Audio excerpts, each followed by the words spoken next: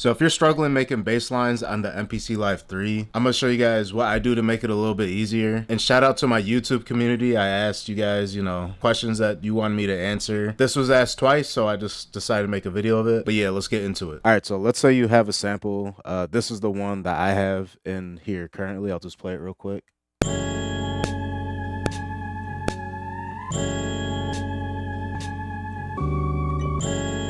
So this sample has a bass line in it if you hear it. I could use that.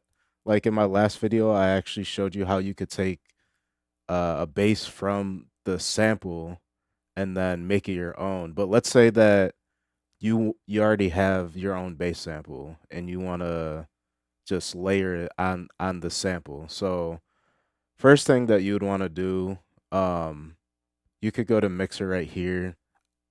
I'm gonna add some EQ to the actual sample track. So I'm gonna go to effects, go to EQ. I'm gonna just use, you can use any EQ. I'm just gonna use this kill EQ right here. And then I'm just gonna kill the lows. So that way when I play it back,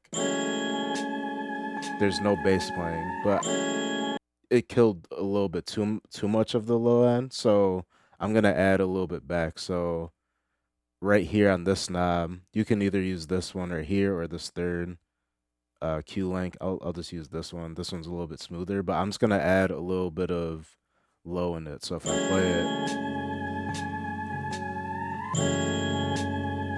hear how it's taking some of the bass back.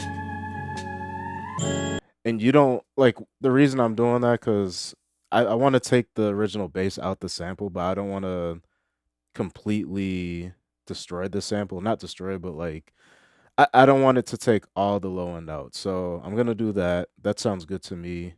So there's the bass that I have right here that I'm gonna be using this beat. If you want the free download for this bass, I'll make sure to leave it in the description. But let's say you have the bass loaded up. All you really want to do, so you're trying to find the key to this bass. And let me actually turn this bass down a little bit. You want to make a bass line. That's the purpose of you clicking on the video. So a good way to find the key of the sample is actually going to the sample track and then going to edit. If you go to samples, so now if I start playing the samples right here, it will actually show you the key right here. So this is an F sharp minor. So it shows you the key right here. So what you can do is go to main, go back to the bass track right here. And then if you click, I like using this right here. There's the pad performance look right here. So we know it's an F sharp minor. So what you can do, you can go and change this right here. So F sharp, and then change it to minor. So you could do either natural minor or harmonic minor. But now when I'm playing it, I'm going to actually put the octave down. So now if I play the sample,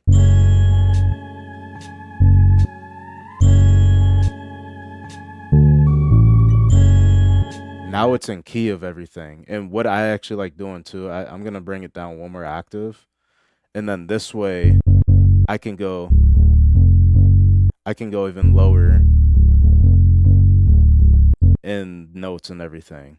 So one thing that I'm noticing with the sample too, hear how it cuts off like that. A good way to take that out, if you go to edit and then go to amp and then just add some release to it. See how it's not clicking like before, it was like this. If you add some release, it sounds a little bit better. So if I go back to main and then hit the pad performance, now if I just play it,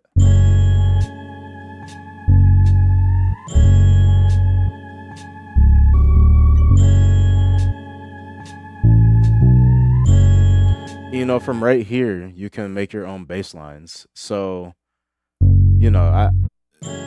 for me, I like keeping it real simple.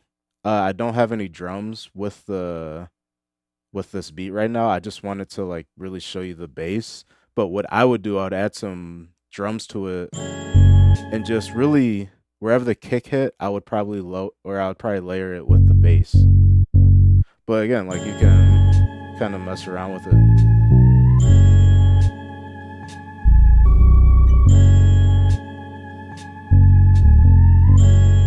You can I'm not the best with bass lines, but this is a really easy way just to match up your bass sample with your actual like chopped up sample that you have.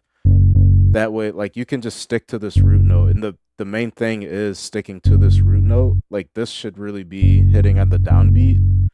Again, it's kind of you can kind of mess around with it, but that's what I like doing. I just like hitting this to the downbeat and then kind of maybe going up. But yeah, real quick video, that's a good way to improve your bass lines. The biggest thing is just getting the right key that matches your sample. But yeah, let me know if this helped you. If you guys have any other questions, let me know. I do offer one-on-one sessions. I'll put my email down below if you're interested in that. Again, I have this bass sample in the description down below, free download. But yeah, thanks for watching. Peace.